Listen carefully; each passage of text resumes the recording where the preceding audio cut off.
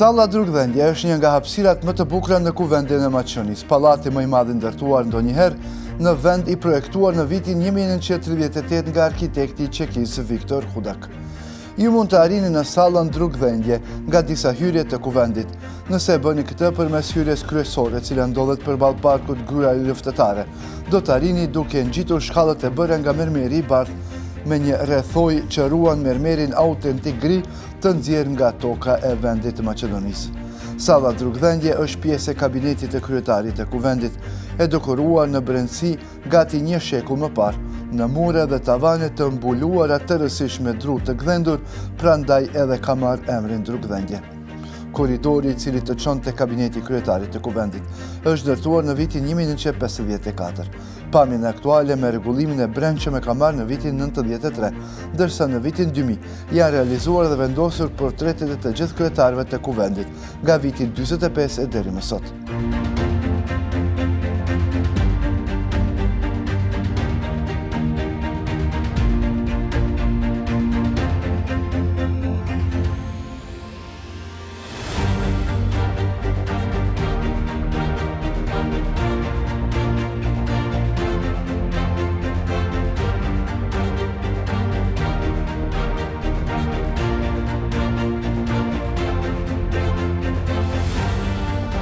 Kjo është kryevepra e zrugtarisë maqedonase e quajtur Salloni Solem Drugdhendje, ku kryetari i kuvendit pret mysafirët më të lartë shtetëror.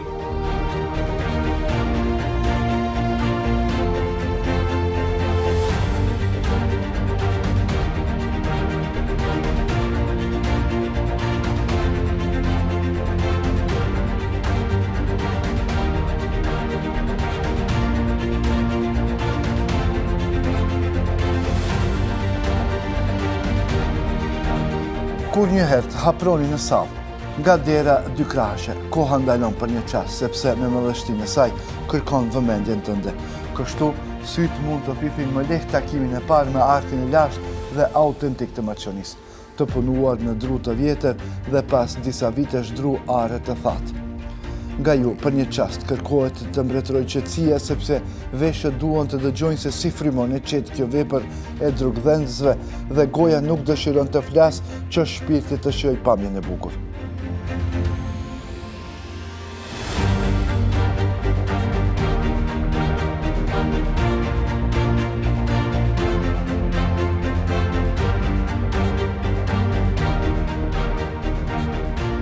Në këtë hapësirë madhështore, jo vetëm daltat metalike dhe çekiçet prej druri lanë gjunë, por dhe zemra e gdhendësit ishte gdhendur në çdo formë të figurës së punuar. Është e pashmangshme të mendosh se teksa bënin ornamentin e dëshiruar, gjëmonte dëshira për të lënë pas tyre për brezat e ardhshëm veprën më të bukur të gdhendjes. Dizenji elementeve të gdhendura është unik, sepse në asnjë ndërtesë tjetër në vend nuk ka një dhomë si kjo. Muret dhe tavanet e së cilës janë tërësisht të mbuluara me drurin më fisnik të këtyre hapësirave, arën, e cila tradicionalisht përdoret në zrugtari sepse është e butë. Pema arës është e preferuar në mesin e zrugtarëve sepse ngjyra e saj ka nuanca të bukura që variojnë nga drape në pjesët e jashtme deri në kafe të errët në pjesët e brendshme të drurit. Kur thahet në furrë, merr ngjyrë kafe matë, ndërsa në ajër ngjyrë vjollce kafe të pasur. Pikërisht për shkak të këtij spektri ngjyrash, ara e lashtë gëzon një popularitet të madh në gdhendje. Të mos harrojmë, jetëgjatësinë e punimeve të zrugtarisë i detyrohet edhe përbërja solide, përkatësisht dendësia e drurit të arës. Por edhe sepse kur punohet bëhet shumë i lëmuar, si kadifeja më e bukur në duart tuaja. Në mur dhe në tavan, në sallonin prestigjioz Drugdhendje, i cili ka gjatësinë 11.5 metra dhe gjerësi 8 metra. Drugdhendësit kanë gdhendur në drurin e arës historik që na lidh me të shkuarën dhe të ardhmen. Në rreth 400 metra katror, ata përshkruanin elemente toksore dhe qiellore përmes simboleve. Në atë mënyrë arritën qëllimin e tyre, gjeneratët e reja të shohin dhe të ndjejnë se Maqedonia ka me çfarë të mburet para botës. Dhe në këtë ja dolën, pasi sipas një anekdote, kur presidenti i Shteteve të Bashkuara të Amerikës Bill Clinton ishte i ftuar në kuvend, kërkoi të qëndronte vetëm për disa minuta në sallon për të shijuar bukurinë e tij. drugdhendje. E kam parë edhe të ftuarit tjerë të lartë, si ish sekretari i përgjithshëm i Kombeve të Bashkuara Ban Ki-moon, i cili në vitin 2012 i u drejtua deputetëve nga foltorja e kuvendit. Salla është projektuar nga piktori dhe koleksionisti i stolive popullore dhe artizanateve, dizajnatori i parë i interierit në Serbi, Dragutin Inkisotri Medenjak, i njohur më mirë si Dragutin Medenica. Benedincës i u deshën 2 vite të tëra, nga viti 35 deri në vitin 1937, për ta menduar disenin e sallës drugdhendje. Muret, të cilat ndahen në fusha geometrike, janë të mbuluara tërësisht me dru, në të cilën janë aplikuar motive vegetale, zoomorfe e të tjera të punuara në gdhendje të cekët dhe të thellë. Nga çdo motiv dalin simbolet të cilat janë gdhendur rastësisht. Secili prej tyre ka një rëndësi të caktuar. Në librin e Jan e Krsteskit dhe Zlate Krsteskit me titull Simbolet në zrugtharinë e Maqonisë, shkruan se Maqonia është djepi i zrugtharisë në civilizimin evropian dhe botëror, por edhe se simboli i së gdhendurës në dru.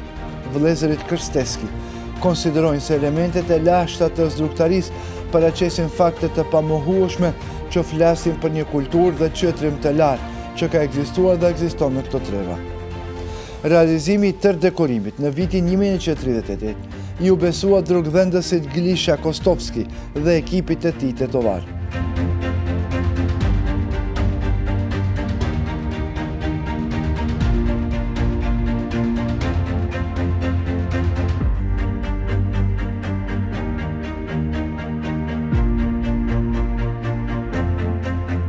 Nga veprat e autorëve të sallës drugdhendje dhe kompozimet e tyre të shumta, shihet se fryzimin e tyre e kanë nga flora dhe fauna, figurat njerëzore, simbole geometrike dhe në të tjera dekorative, të trashëguara nga tradita, folklori, mitologjia dhe religioni. Çdo gdhendje, nga më e vogla tek më e madhja, është e zbukuruar me simbole të gdhendura në formë gjysmërrethësh, rrethësh, rombesh, trekëndësash, lulesh që mbien nga toka e Maqonisë, nga kuçedrat dhe kryqe, dantela, vija zigzage. Dhe çdo simbol i vetëm i gdhendur këtu në sallën drugdhendje ka kuptimin e vet. Kur hyni në sallën drugdhendje nga portat në anën e majtë dhe të djathtë, zrugtarët gdhendën në mure 2 kuçedra. E madhe është përshtypja e krijuar nga pamja e kuçedra me një kokë përballë njëra tjetrës, por ato janë padyshim paqësore, si ky popull i Maqonisë, sepse nga goja e tyre nuk del flak. Në mitologjinë e Maqonisë, ato përfaqësojnë simbole të forcës dhe misterit. Ekipi i zrugtarëve i udhëhequr nga Kostovski nuk i vendosi dekorativisht nga zakoni kuçedrat, por si roje për ndjekjen e forcave të liga e të papastra. Sigurisht, kanë dashur përmes gdhendjes së tyre krijesave mitike me aftësi të mbrojtëse të tregonin se drejtuesit e një vendi duhet të punonin për mirëqenien dhe pjellorinë e njerëzve. Po të kemi parasysh se ndërtesa është ndërtuar mbi pallat banjash, kurse salla drugdhendje ka qenë kabineti i banjës së atëhershme banuvinës së Vardarit. Me shumë mundësi, detyra e tyre mitologjike është të ruajnë kompetentin që pritet të kontribojnë në pjellorinë dhe mirëqenien e njerëzve. Pikërisht, mbi gdhendjet e kuçedrës, ka dollape në skajet e të cilëve janë gdhendur gra të zhveshura me kostumin e bukur popullor të Maqonisë. Të dhënat historike tregoj se ndërtesa administrative në Maqoni, e cila ishte banovina e Vardarit, nga vitin 1929 deri në vitin 41, ishte vënë plotësisht në përdorim në vitin 39. Pas çlirimit të Maqonisë, në objekt u vendosën të gjitha administratat e re të qeverisë popullore të Maqonisë, kryetari i Maqonisë Federale Demokratike, Kuvendi Popullor, qeveria dhe gjykata administrative.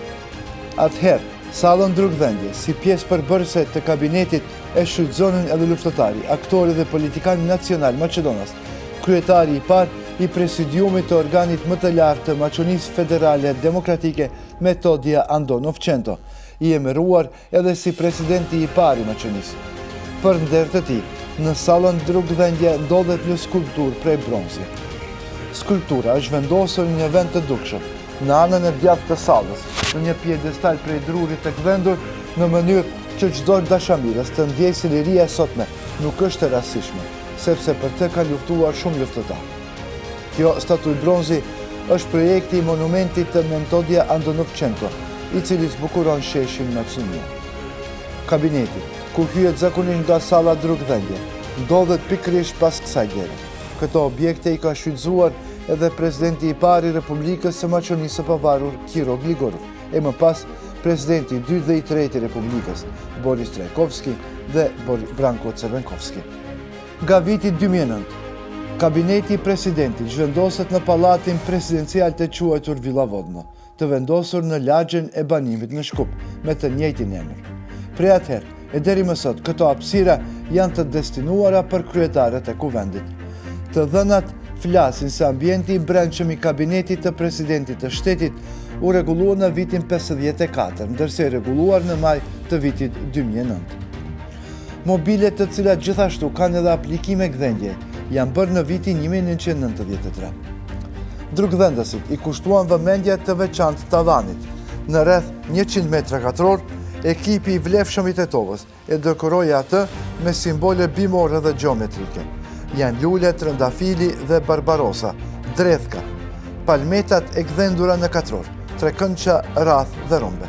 Të gjitha këto kanë kuptim të veçantë në drugdhëndje. Rombet që në qendër kanë të ndërthurura degët, gjethet, lulet dhe frutat janë simbolet kryesore të rilindjes.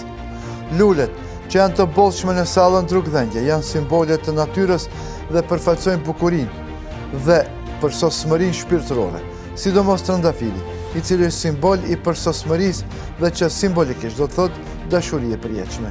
Gjethi i trëndafilit zakonisht përbëhet në një gdhendje me 3 petale. Dhe Barbarosa, e njohur që përfaqësohet ka rënë të thella në historinë e Maqedonisë. Barbarosa është gdhendur në diellin me 16 tereze nga arkivoli Filipit II, ndërsa të dhënat e lashta, veçanërisht tragimet e Plutarkut, tregojnë se Aleksandri i Madh jo vetëm që e përdori Barbarosën, por u mësoi miqve të tij se si ta përdornin këtë lule si ilaç. Dredhka, që është gjithashtu e pranishme edhe në gdhendjet në sallën drugdhëndje. Ekziston edhe gjethja e Aktanusit, e cila është simbol i përjetësisë.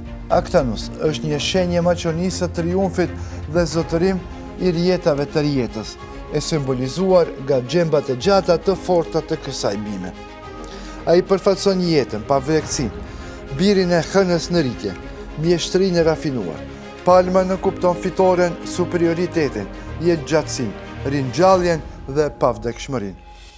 Nuk mungojnë as edhe format gjeometrike, ka radhë si plotësia, përsosmëria, uniteti, përjetësia, simboli i plotësisë.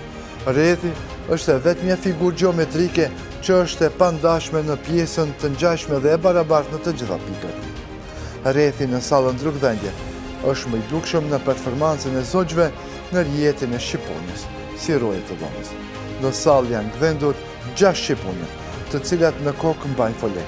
Këtu drugdhënësit tregojnë të gjithë mjeshtrinë e tyre, sepse është i vendosur ndriçimi i cili në mënyrë shumë të këndshme ndriçon dhomën. Murin e përparme e drugdhëndësit e rezervuan për kurorën me trëndafile, në qendër të së cilës është Barbarosa. Kurora në drugdhëndje përfaqëson atribut të jetës, të epërsisë dhe shenjtërisë së vdekjes, të ringjalljes ose të pavdekësisë. Forma e kurorës bashkon simbolikën qiellore dhe përsosmërinë e rrethit. Kurora në traditën e Maqedonisë ka fuqi mbrojtëse. Menjëherë poshtë kurorës është stema zyrtare e shtetit, e cila është në përdorim me modifikime të vogla që nga 27 korriku i vitit 1946, kur është zëvendësuar stema e Republikës Popullore të Maqedonisë. Ndërsa më 16 nëntor 2009, u hoq Ylli 5 Cepëq i kuq nga stema socialiste Maqedonës.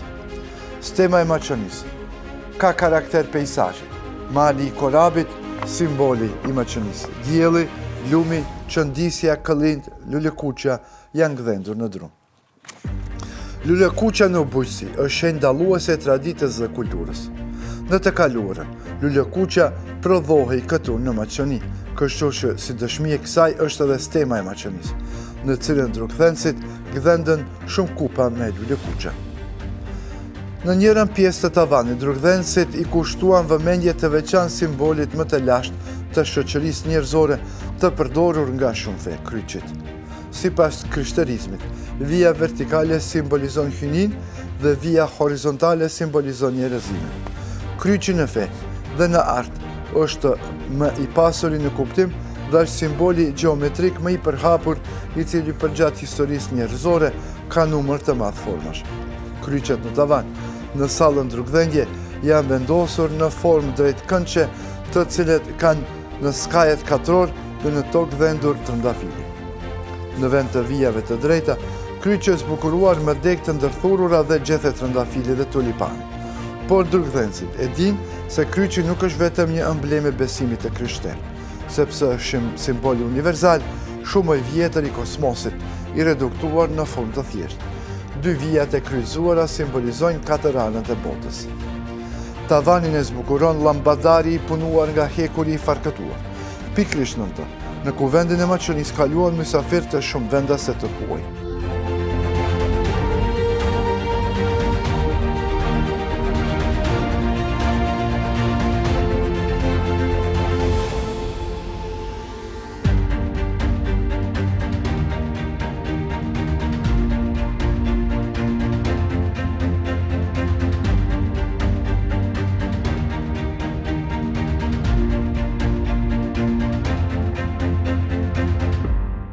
Edhe pse drugdhendësit që zakonisht punojnë në ekip i përbërë nga disa mjeshtër dhe disa asistent, i fillojnë punën e tyre duke kërkuar dru të thatë dhe të fortë me cilësitë e lartë. Më shpesh e zgjedhin arën e cila duhet të jetë e thatë për disa vite. Ata përpiqen që gdhendja të bëhet nga një copë druri sepse nëse montohet rreziku që pjesët përbërëse të ndahen është më i madh. Nëpërmjet gdhendjes së cekët ose të thellë, ato krijojnë stolit në dru, ndërsa për të bërë punën e tyre fillimisht e fiksojnë drurin në një sipërfaqe të fortë, pra në një tavolinë pune dhe më pas e vendosin motivin me laps. Vetëm atë, druri gdhendet në mënyrë që të bëhet vetëm motivi, fillimisht për afërsisht me daltat më të mëdha dhe më pas detajet imta më të vogla. Kjo është vetëm një pjesë e teknikave të gdhendjes përmes të cilave drugdhendësit në veprat e tyre autentike të Maqedonisë thellojnë traditën dhe identitetin, por edhe traditën mijëvjeçare që kanë drugdhendësit në këto hapësira, vërtetuar përmes gjetjeve arkeologjike.